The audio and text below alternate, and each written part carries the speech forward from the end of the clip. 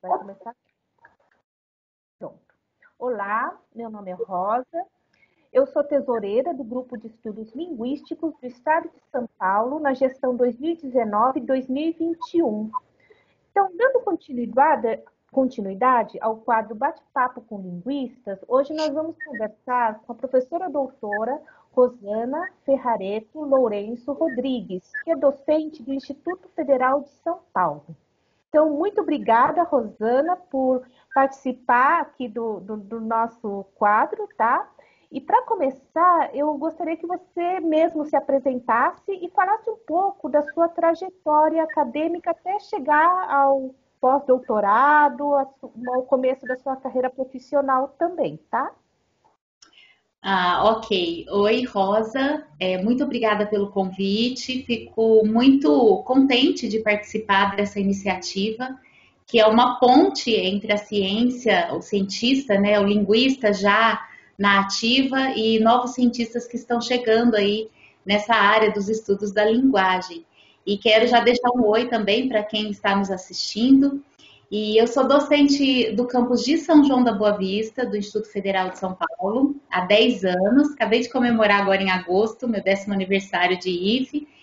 E antes de trabalhar no IFE, eu fiquei durante 15 anos trabalhando nas redes particular e pública, né? Trabalhei no estado, no município, trabalhei na educação infantil, tive uma escola de idiomas durante 15 anos em Erceburgo, que é a minha terra natal, e terminei a graduação em 1998, fiz na região da minha cidade, em Guaxupé, na Unifeg, e depois fiquei 10 anos no mercado de trabalho, né, dando aula nessa escola de idiomas, né, que a minha licenciatura foi português e inglês, e aí também dando aulas em cursinhos, em escolas de ensino médio, sempre aula de inglês. E aí eu tive uma experiência na FATEC em 2006. E aí me ofertaram aula de língua portuguesa também. E aí eu gostei muito do ambiente de pesquisa da FAPESP, me identifiquei, que até então eu não pensava em seguir carreira acadêmica, ser pesquisadora. E aí procurei um mestrado, fui fazer um mestrado em Franca, na Unifran. E aí participei do primeiro GEL em 2007, que foi sediado lá. E depois do mestrado já emendei no doutorado, o professor Tom Antônio Soares Abreu. Ele foi da minha banca, porque eu fiz meu mestrado em argumentação e retórica. E aí eu fiz contato com ele, prestei o processo seletivo lá do doutorado na Unesp e ingressei no doutorado em 2010. E aí, nesse período, eu entrei em contato com os estudos da linguística cognitiva, fiz o meu doutorado nessa linha, trabalhei com metáforas, né, e para leitura, meu corpus de estudo foram as provas do Enem, e eu já tinha, então, ingressado no Instituto Federal, em 2010, né, e aí no Instituto Federal eu estava ainda procurando um lugar para pesquisa, procurando sentir esse ambiente do Instituto Federal, que é muito interdisciplinar, né, onde um linguista poderia contribuir, com que área, a partir de que tema. E eu comecei a desenvolver pesquisa na área de educação e tecnologias, desenvolvendo objetos de aprendizagem, ferramentas linguísticas, glossários eletrônicos, por exemplo. E aí comecei a ter os meus primeiros alunos de iniciação científica. E aí, em 2015, descobrimos um nicho, né? Eu e 2 colegas, parceiros aí de pesquisas interdisciplinares, a bibliotecária e um professor de informática, nós descobrimos um nicho de comunicação científica, que era uma necessidade, né, de todos os cursos, de informática, de eletrônica, de química, de física, de administração, todos precisavam de escrita científica.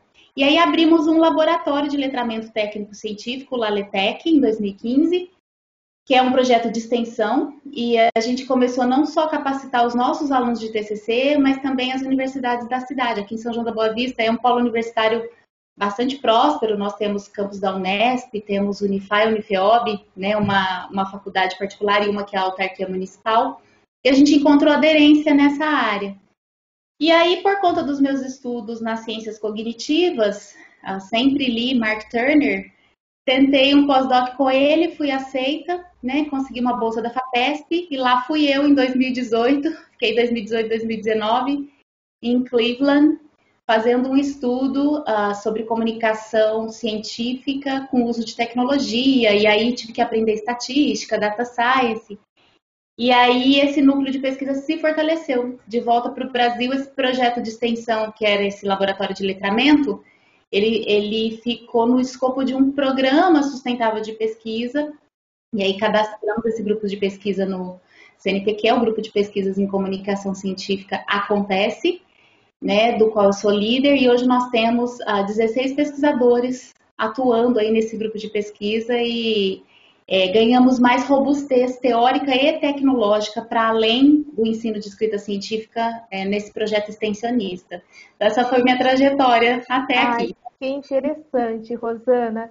E você podia falar um pouco mais sobre essa questão da divulgação científica como uma área de pesquisa? Então, quais seriam, digamos, os problemas, os objetivos dessa área?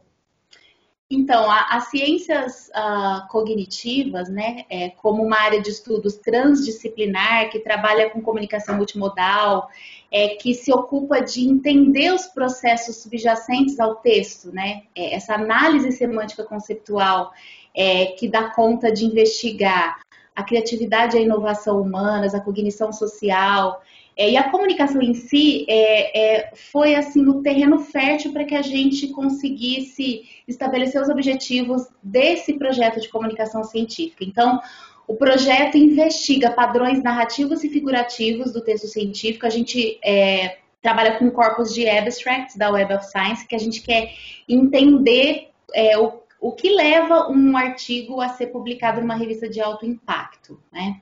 E como isso leva a ciência a outros cientistas. Mas aí, a partir disso, a gente também começou a ter uma preocupação de educação científica, para educar cientistas que fossem multiplicadores da ciência.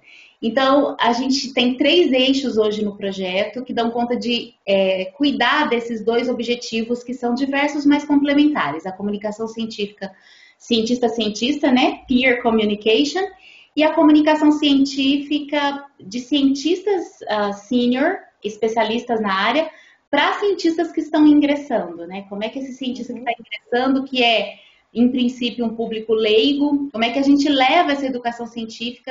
É uma divulgação científica da comunicação científica. Então, a gente tem o eixo tecnológico, que cria ferramentas linguísticas para análise do pesquisador, cientista da linguagem, mas também ferramentas para o ensino de escrita científica, não só a escrita, né? Como pensar, elaborar, descrever e comunicar conceitos e processos. Então, nesse sentido, a gente trabalha muito com metáfora, com analogia, com a narrativa cognitiva. E junto com esse eixo tecnológico, então, a gente tem o eixo pedagógico atuando com oficinas, com cursos, né, no delineamento dessas metodologias e ferramentas que o pessoal da tecnologia desenvolve. E a gente tem o eixo da comunicação, que faz essa ponte ciência-comunidade. Então, nas redes sociais, no nosso Instagram, no nosso LinkedIn, ou nas palestras, agora todas online que a gente oferece, a gente está também agora tentando se aproximar um pouco da comunidade, né? Entender quais são os estereótipos que há sobre os cientistas, né? Como a ciência precisa ter mais livre acesso para as pessoas, né? Conhecimento é poder, mas e o direito das pessoas de ter acesso à ciência? Então, a gente agora, com esse eixo da comunicação, a gente está adentrando mais nessa área de divulgação científica. Mas até então a gente tem trabalhado assim de maneira robusta com a educação científica e aí a comunicação mesmo, cientista-cientista, de áreas interdisciplinares, cientista especialista para cientista ingressante, né? E cientistas especialistas para publicação de alto impacto. É mais esse nicho que a gente mexeu mais até o momento. Aqui dentro do estado de São Paulo, você sabe de outros núcleos que trabalhem com a comunicação científica, dessa forma como você está interdisciplinar, com pós-graduação, com a interação com a comunidade e com o ambiente de graduação. No caso de vocês, eu acho que até no ambiente do ensino tecnológico, ensino médio? Não, com essas características não. Eu sempre, inclusive quando a gente começou o Laletec lá em 2015, a gente procurou iniciativas do tipo para se aproximar, fazer um diálogo, né? Trazer capacitação para as pessoas que estavam começando a ingressar no projeto. A gente encontrou algumas iniciativas na USP, em São Paulo, algumas iniciativas no sul do Brasil, mas assim, com essa característica interdisciplinar e num instituto federal, né, que por não ser uma universidade, a gente não tem um programa de letras no meu campus, a gente não tem um programa estrito sensu, a gente não tem mestrado e doutorado, então os desafios são grandes, porque realmente a gente trabalha com alunos de iniciação científica do ensino médio, então a gente tem que trabalhar toda com uma capacitação teórica, eles têm que ler muito linguística, né? São aulas e aulas que a gente faz com a equipe que vai atuar depois para levar a capacitação na escrita científica. Tem que ler muito em inglês, tem que sair bastante da zona de conforto, ler ciência de alto nível. Mas a gente tem tido uma boa aderência, os alunos são muito bons, muito disciplinados, né? Mas esse ambiente interdisciplinar é também um desafio, porque a gente, que é linguista, precisa se apropriar do pensamento do pessoal das exatas, da ciência da computação, que coleta os requisitos com a gente, né? Olha, eu preciso dessa aplicação para classificar abstracts, porque eu preciso analisar esses aspectos conceituais subjacentes ao texto, né? Então, existem essas ferramentas no mercado, que anota frame automaticamente, que é um parser semântico, mas como você vai se apropriar dessa ferramenta para atender o meu problema? E aí a gente tem que também sair das nossas zonas de conforto, entender, né, o que é programar, o que é sangrar um dado estatístico. E eu penso que nessa junção interdisciplinar que acontece na prática mesmo, a gente aprende muito na raça, né? Então, é desafio para a gente lidar com o pessoal que é do médio, que é do técnico, de outras áreas que não são de letras, sem um programa estrito sensu, né? Mas é desafio para eles também se apropriarem da nossa teoria linguística, entender o que é cognição, entender o que é texto, entender o que é semântica, né? Para poder realizar a atividade aí tecnológica. Ah, legal. Eu ia inclusive te perguntar sobre a dificuldade, né? Porque sair da zona de conforto é difícil, né? As pessoas sempre trabalham muito fechadinhas nas suas áreas, ciências humanas, ciências exatas, ciências biológicas, tudo fechadinho, né? E essa questão da interdisciplinaridade é muito importante para a gente ter um contexto maior, né? E também para nós nos abrirmos para as outras ciências. Eu acho que existe um preconceito muito grande entre as próprias ciências, né? Sim, aqui no Instituto Federal eu percebi desde o meu ingresso que eu não sobreviveria fazendo pesquisa se eu não me lançasse a buscar esses esforços interdisciplinares. Então, primeiro eu vi um canal na biblioteca. E aí a bibliotecária foi muito receptiva e começamos a trabalhar com competência informacional na pesquisa escolar, no ensino médio, ensinar os meninos a usar uma estratégia de busca para fazer uma consulta no portal CAPES, capacitar os meninos a usarem fontes de informação científicas confiáveis, depois levamos isso para a graduação. E aí hoje nós temos 3 especializações lato sensu, né, conseguimos chegar até elas também. E aí junto com isso veio o professor de informática para dar conta de nos capacitar a usar ferramentas tecnológicas para coleta e tratamento na análise de dados, nas várias áreas. E aí chegou esse momento de amadurecimento do projeto com o pós-doc, que impulsionou essa coisa da tecnologia, e até foi um atrativo o meu aceite no pós-doc, eu ser de um instituto de tecnologia. Eu tive uma aderência boa, porque no momento o laboratório para o qual eu fui, o Red Hen, eles tinham interesse de avançar no uso de tecnologia com ferramentas de data science na área da comunicação. Então, eu já tinha alguns trabalhos prévios que a gente acabou avançando ou usando, né? Desenvolvendo ferramentas tecnológicas para análise linguística, não só para o ensino de redação científica. E então, essa incursão desse professor de informática ajudou muito nesse sentido e ele se apropriou muito da área de linguística. A gente fala que o pessoal de exatas do grupo tem um pezão nas humanas e a gente de humanas tem um pezinho nas exatas, né? Então, a gente se apoia e aprende muito com o outro. Uhum. Essa experiência do pós-doc, você poderia falar um pouquinho sobre o seu pós-doc? Eu já conhecia o meu supervisor, o professor Mark Turner. Eu o conheci no Brasil, num colóquio da UFRN que organizaram, logo que eu defendi meu doutorado em 2012, uma pesquisadora lá da Federal do Rio Grande do Norte convidou o Mark Turner para vir lançar o livro dele, The Origin of Ideas, que foi um refinamento da teoria da integração conceitual. E na época ela fez uma busca parametrizada nas bases de dados do CNPq e encontrou 12 pesquisadores que tinham trabalhado com essa teoria no doutorado, entre os quais eu estava. E aí fomos apresentar um colóquio para o professor Mark Turner, na época a Lilian Ferrari, que é um grande expoente da linguística cognitiva no Brasil também, junto com o meu orientador de doutorado, o professor Tom, né? Eles estavam nesse colóquio e nessa ocasião ele estava fundando esse laboratório, ele tinha saído de Stanford e tinha ido para Cleveland para abrir o departamento de ciências cognitivas na Case University. E ele disse para nós, olha, eu estou disposto a fazer parcerias, o meu laboratório é um laboratório que preza pela colaboratividade e eu quero pesquisadores internacionais trabalhando comigo. E na época a Lília Ferrari aderiu, junto com um professor do Cefet do Rio, para coletar dados multimodais para análise linguística da língua portuguesa, porque é um consórcio, né, de estudos de comunicação multimodal em vários idiomas. E na época eu não tinha essa linha de pesquisa no IFE, eu estava assim, recém-doutorada, chegando no Instituto Federal, tentando tatear, né, o que é o ambiente de pesquisa aqui, qual que é o nicho que eu vou conseguir encontrar, fazendo parceria com essas pessoas de outras áreas dentro do Instituto Federal. E aí eu disse para ele, eu tenho interesse, mas deixe estar. E aí 3 anos depois, eu abri esse laboratório extensionista, comecei a coletar dados e ter resultados e registrar já tudo pensando nesse pós-doc. E aí depois, 3 anos também, depois de abrir esse laboratório, eu enviei o projeto para a FAPESP, fui aceita, aí eu tomei coragem de mandar pedir a carta de intenções, né, me candidatar para uma vaga lá no pós-doc e fui super bem recebida.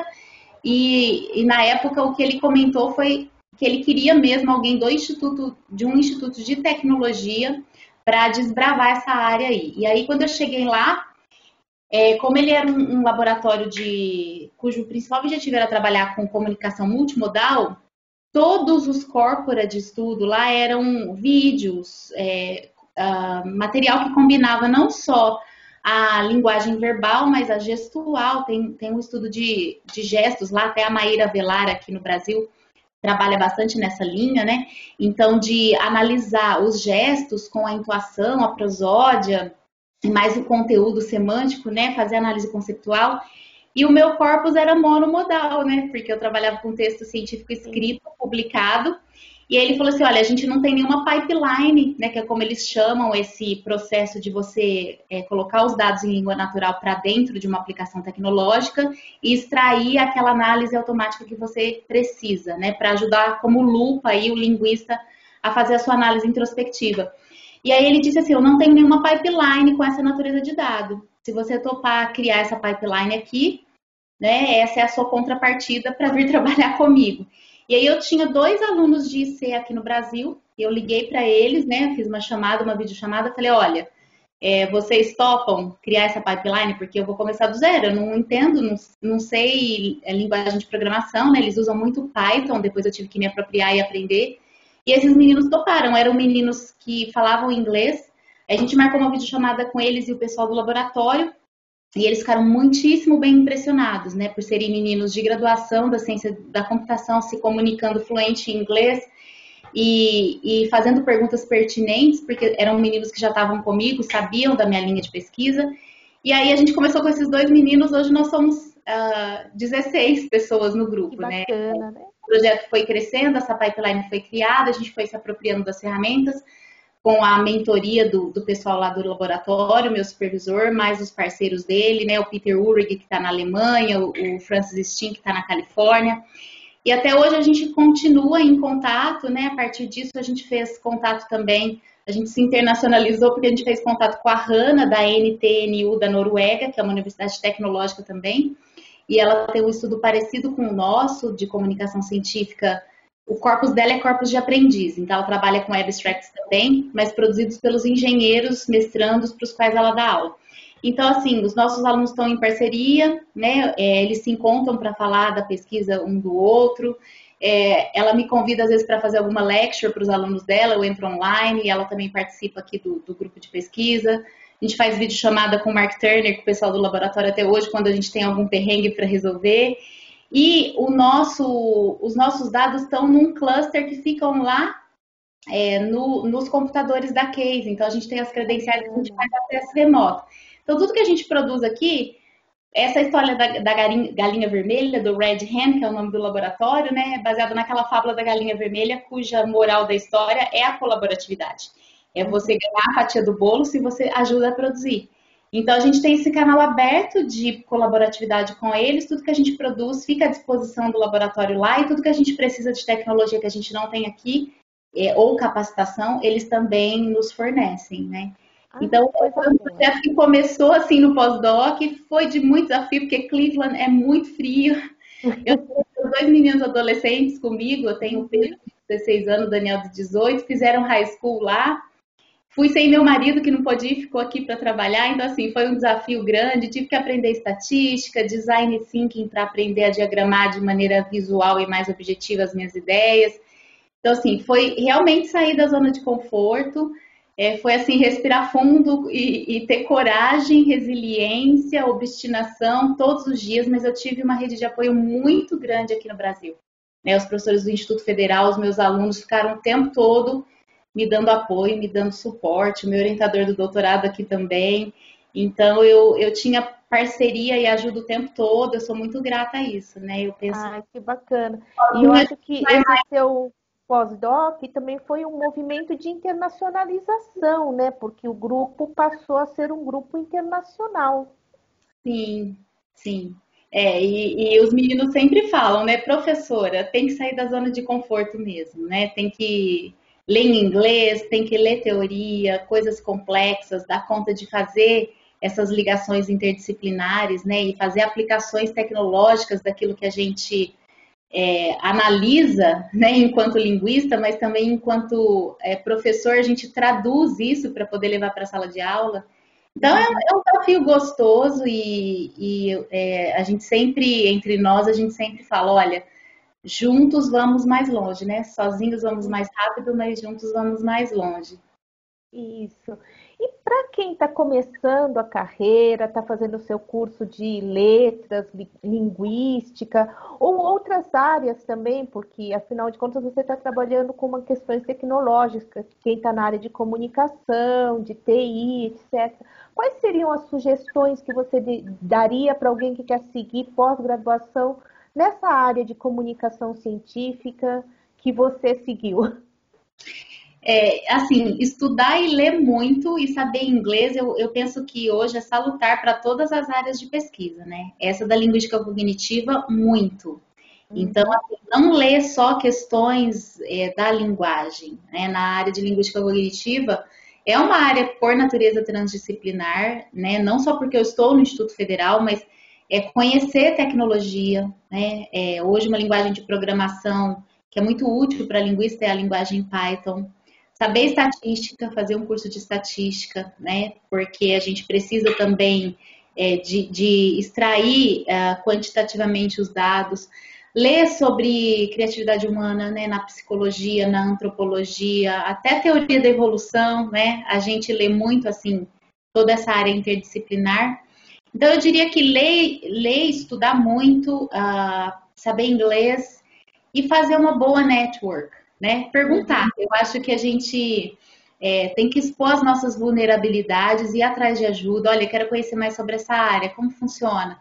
Como a gente está fazendo aqui agora, né? A gente também lá no grupo sempre fala que o caminho para a autonomia e para ter uma estabilidade como pesquisador, né? Essa vida não é muito instável, né? Ser pesquisador, né, Rosa? É sempre muito trabalho, muita mudança, mas assim, o caminho para chegar a essa autonomia e fazer ciência com qualidade, com motivação, transformando a vida das pessoas, é ter essa empatia, ter essa abertura e se jogar, né? Se jogar para o desconhecido e trabalhar duro. Não tem outra receita, outro caminho. Sim, e também muitas vezes errar, levantar e fazer de novo e buscar outras alternativas, né?